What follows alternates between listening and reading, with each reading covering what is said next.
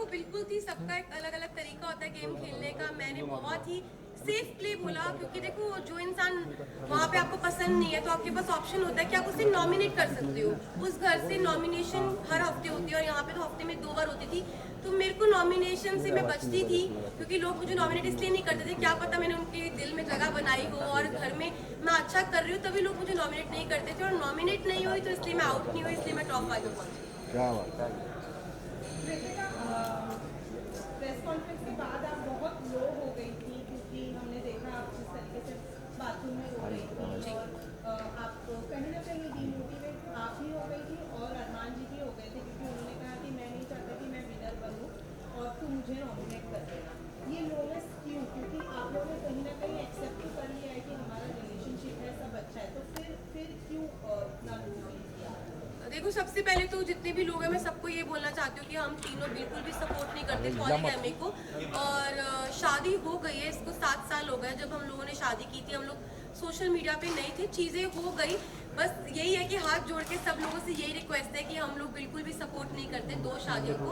और उस टाइम पे जब मैं बिग बॉस के घर में थी तो ऑलमोस्ट मुझे 35 डेज हो चुके थे। 35 दिन से अपनी फैमिली से दूर थी, पायल से दूर थी, अपने बच्चों की कोई खबर नहीं थी।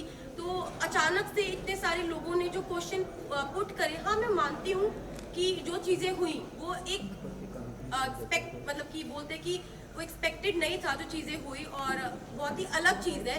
तो पर जो लोगों के क्वेश्चन थे ना, वो कहीं ना मुझे हर्ट कर रहे थे। और मुझे ये चीज़ सुनने में आई थी कि पायल के बारे में जो लोग बोल रहे थे, तो वो चीज़ों के बारे में मुझे ना टेंशन से हो रही थी।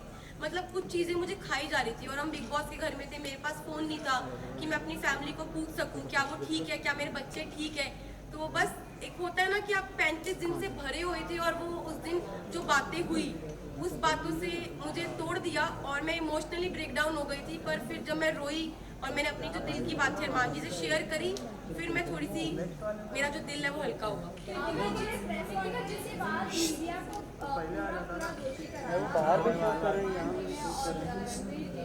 ये मीडिया ने आकर ये बोला, क्योंकि मीडिया के पास कोई मुद्दा नहीं था।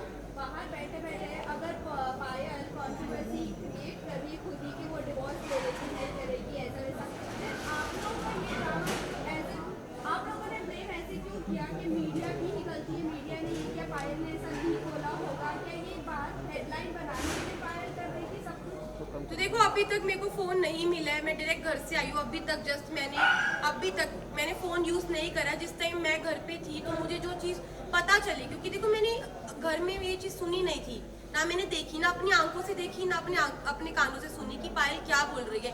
तो मेरे को एक कहीं ना कहीं अरमान जी को, रणबीर जी, सबको ये लग रहा था कि हो सकता है कि कोई मेरे को फॉल्स स्टेटमेंट दी हो या कोई बात को घुमाया गया हो। क्योंकि जब तक इंसान अपनी आंखों से नहीं देखता, अपने कानों से नहीं सुनता, वो विश्वास नहीं कर सकता। लेकिन अरमान जी ने पूरे सीजन में एक दूसरे की सुनते हुए लोगों के ऊपर तहमतें भी लगाई और उन्होंने बराबर से जवाब नहीं दिया। वो आपको नहीं लगता कि वो सही है? अगर लवकेश के बारे में कोई आकर बोल रहा है कि वो चेकआउट कर रहा है तो वो बराबर से उनको ऐसा लग रहा है कि हाँ वो सच बोल रहा है। लेकिन जब हम आकर कोई मीडिया आकर आपको बोल रही है तो वो आपको गलत लग रहा है। वहीं मुनव्वर ने भी आपकी सेम बात बोली डिवोर्स वाली बात, तब भी आपको नहीं यकीन हुआ? नहीं, मुझे यकीन नहीं हुआ, क्योंकि देखो ये जो बात है ना बहुत ज़्यादा, आप समझो मैं घर के अंदर हूँ, 40 दिन से घर में अंदर हूँ, अचानक से कोई ये बात बोलता है, पायल डाइवोर्स वाली बात जो बोल रही है, ये इतनी शॉकिंग बात थी कि इसकी वजह से मैं पूरे 2 दिन इतना ब्रेक डाउन रही हूँ, इतने इमोशनली, मतलब हर चीज़ से मैं जूझ रही थी उस घर के अंदर। तो मुझे कहीं ना कहीं लग रहा था कि मैं अपने दिल को ये चीज़ समझा रही थी कि क्या पता ये बात सच हो, क्या पता ना हो। क्योंकि मेरे को यही था मैं बाहर जाऊँ और मैं पायल से डायरेक्ट बात करूँ। जब मैं घर से बाहर निकली टॉप 5 में, जब मैं इस रेस से बाहर निकली, मैं बाहर निकलते ही स्टेज पे पायल थी और मैंने उससे पूछा तू ठीक है ना? उसने बोला हाँ मैं ठीक हूँ। बाकी बात की। अभी तक मैंने फोन अपने नहीं देखे, कुछ नहीं। अब मेरा सवाल आपसे है कि जैसे कि पायल प्लीज 1 by 1 प्लीज। पायल कह रही कि डिवोर्स में लेने जा रही है, उसका मतलब पायल ने बिना डिवोर्स लेके आप दोनों ने शादी की, तो इसका मतलब आपकी शादी तो नल एंड वॉइड हो गई है according to the Indian law कि अरमान और जो आपकी शादी है वो असली रियल में शादी है ही नहीं है कानूनी हिसाब से। उस पर आप क्या कहना चाहेंगे? देखो मैं सबको यही बात बोल रही हूँ, हम लोग पॉलीगैमी को सपोर्ट नहीं कर रहे, जो 2 शादियाँ इसको बिल्कुल भी सपोर्ट नहीं कर रहे।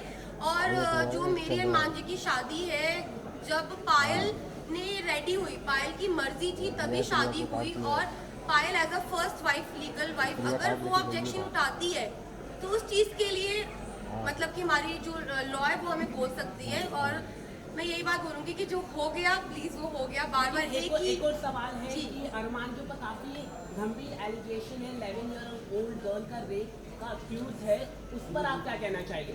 मैं इस पर्सनल चीज़ के बारे में कुछ नहीं बोलना चाहती। आई एम नॉट क्या सपोज आपको मालूम था I am not suppose to say क्या पायल ने कराया? तो Payal next question I am not supposed, just a second.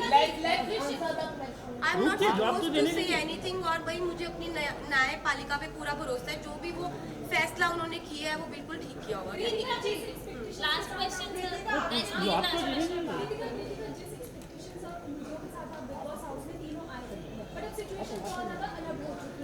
आप तीनों के रिलेशन के बारे में भी सवाल पूछ रहे हैं और पायल के स्टेटमेंट की वजह से बहुत सारा क्लॉस होता है।